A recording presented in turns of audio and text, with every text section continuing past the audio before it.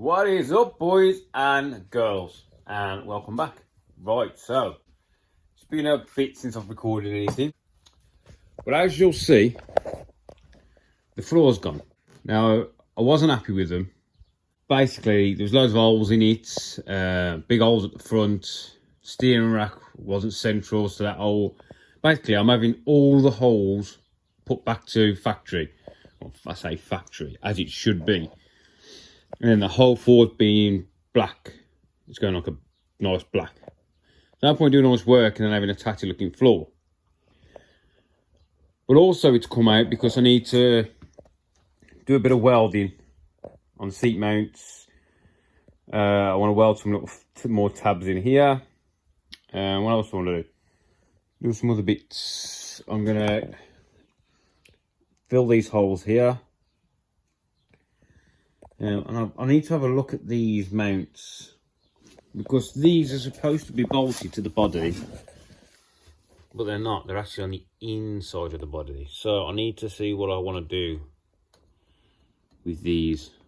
I'm yet to be determined on these, but I need to get all the welding done now. So basically I want to get the seat in position, then I can start working on pedal box position, steering column position. I'm still waiting for my bits up end off before we can really do any work on the subframe.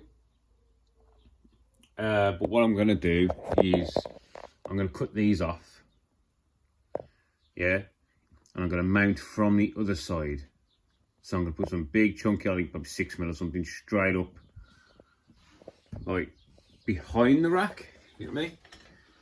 Yeah. And then the rack can come this way a little bit. So at the minute, it's too far this way, ideally. The mini racks usually rock the other way, but this one's rocked this way. It's not going to make any difference, really, as long as it's equal. But we are right up against the subframe. Literally, inside there is the ball knuckle for this. And we're getting we are a bit close to the shock for me. So for me to mount this rack properly, and also look there, that's why it was loose. It's just actually is loose. But I want to mount the rack from the other side. So the rack's going to come away from everything to give me some space, and then I can get my proper rack mount brackets in. So that's got to come off as well. Chop, chop. I'm very tempted to cut this bottom mount off, the bottom one that the shock's gone to, that thing, because if I rock it round that way, we'll lose a lot of this nasty angle out of the shocks. You see how the angle at the joint, and then because this one actually fouls on the side in here. So if we rock that forward, it will straighten up the shock and give us more of a straight shot to the suspension point. Yeah, so that's what we're going to do with the front subframe. As soon as I get the ball joint droppers off end off, we're going to get them on first. Then we're going to check bump steer and camber gains. Make sure we're in the right sort of ballpark. I brought the 30mm ball joint droppers off end off, so if I do need to reduce, I can reduce. So the subframe's going to be waiting at the minute whilst I'm waiting for parts. But what I've been doing, you remember I was on about rebuilding this black section? Well, funny enough, I've been making stuff. So this is most of the parts needed for that. The only thing left to make is the actual tabs themselves, these tabs and the ones for the adjusters. So we can start from the top. We've got here, this is 45mm CDS 265 wall cut to length. Then we've got these are the end bungs, right? So these go in there fully welded, and these are a precision fit. These are machined really well. And then In there, we have got a very nice thread because it's bored, not drilled. So it's the optimum, like 7/16 with a 1/2 inch by 20 pitch. 4 centered, 4 off-centered. These 4 that are off-centered are to bring the bottom tube back. So it's going to go in like that. So it will move that back tube, which as you can see, we are very close. So these are going to off-center the bottom tube to swing it back. Yeah? So that's what those 4 are for.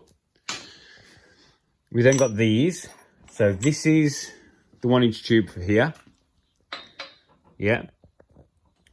Now I've done this slightly different. Originally that had a big piece of all thread through it, like this. Yeah. It was a loose fit and they get damaged. The threads get damaged because it's just moving like, so it's knocked in there. This isn't the one for that. I don't know what I've done with it. It's here somewhere. So what I've done is I've bored this out and I put a very nice thread in there. That thread is M16 by 1.5. It's not going to zoom into that one, but it's a very nice thread. Bored again, so I've got precision.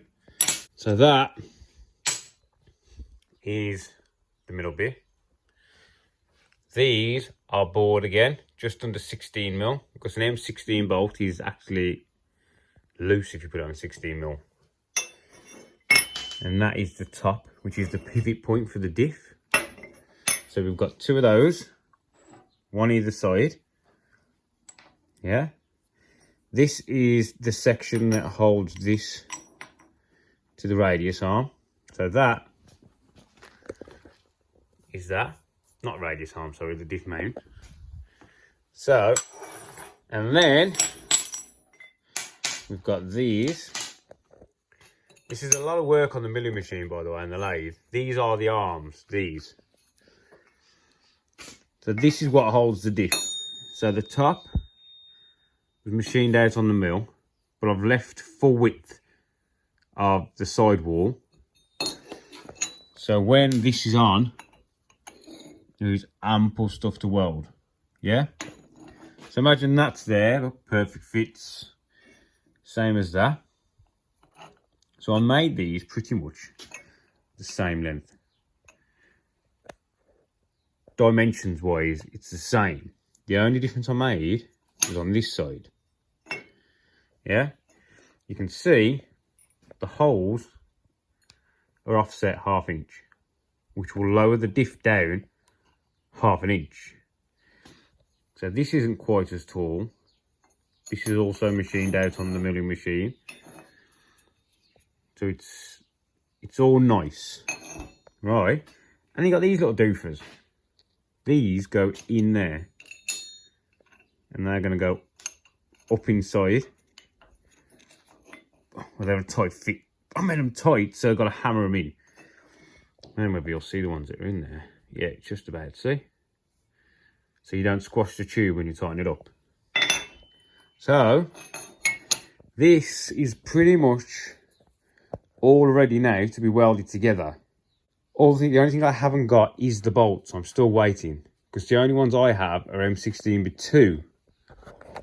And it's a bit too much of a coarse thread for my liking. So, what we can do today is start welding this up, start fabricating this up. Because we need to get this in now. Because all my rest of my hoses, fittings, all the rest of the stuff from SBD has turned up, the water pumps turned up. Pretty much all the coolant hoses, all the AM fitting, everything's here now. Still waiting for the radiator and dry sump tank, but I need to get the engine in the final position. And once we built this, it allows you to run the dry sump Hayabusa in the R1 kit, in the Zcars kit. And I'm actually making 2.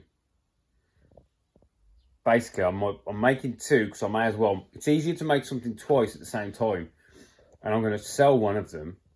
Because if you buy a dry sump for your Hayabusa, it will not fit in your frame if you've got the Zcars frame, the late one this one is. So you'll need this to give you that clearance. So I'm just making a second one to sell. And I'm not sure yet, but I might remake these top mounts. I'm not sure yet. We'll have to wait and see positioning wise. But yeah, right, so we need to get some graft on and get these knocked up. Right then, people, so here we are. Basically what I'm doing is cleaning everything. You've got to make sure all your parts are clean and free from lubricants off the lathe and the mill. Because then you get a much better weld, because your weld's not burning stuff off like that small fire I created there. This basically, we're just welding on the end pieces, on all the tubes. You got to get them nice and square, get some nice heat in there. And just make sure that the job is done to the best of your ability, really. These ones are a little bit more tricky because the holes are off centre either side. So you've got to make sure they're perpendicular with each other, like in a straight line basically. So this took a little bit of jiggery pokery to get that right. And this bit, we've got a round tube that we fit into a square tube. So you have to make sure you're getting all the penetration in the right place at the right time. It's all about measurements, really. It's like this one, you've got to take your time to prepare the job. Make sure your measurements are right, make sure everything's square, because this section here is what actually centralises the diff in the car. So this one is 40mm from the end of the tube. Then we're going to put some nice little welds on it, get some nice beads in there, nice flow to it. And bish bash bosh, job's a good one. You know what I mean? We've got a few of these to do.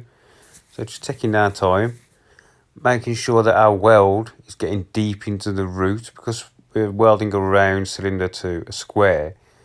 There's a bit of a cavern there, shall we say. So you've got to make sure you're going slow enough that your weld is running into that. And then we're going to start doing these little arms. These are a little bit tricky because the welds are short. You know, you've got 1 inch on either side, so you've got to go slow enough so you get the penetration in there. And then you need to get to the next weld as quick as you can to keep the heat up, because it's only a small weld. I had to knock the pins. Now, those little things I made that go inside so you don't squash the tube. For some reason, I only made 4 of them and I needed 8, so I had to make some more. But yeah, we got these welds done. Nice and clean, nice and tidy. Nice heat in there. Didn't rush anything. We cleaned them up then because we had to...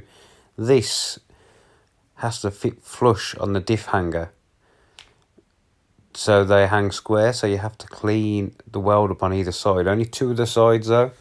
We left the other 2 as they are, so we're not taking any strength out of the weld. And that's about it, really. There's not much more to it. So right then, people, we've got 2 of these, 2 of these. Some nice big welds on there, plenty of heat going in. We've got 4 of these, which these are the hangers. Not much in it now, we're flying through this, aren't we, really? I made a small mistake with the one we just saw, that the little things in there, I only made 4 of them. I needed 8. So I have to go make another 4. So, to make these tabs, I'm literally measuring the width. Length doesn't matter because I don't know how long I need them. So the width, and I'm just going to replicate 8 of.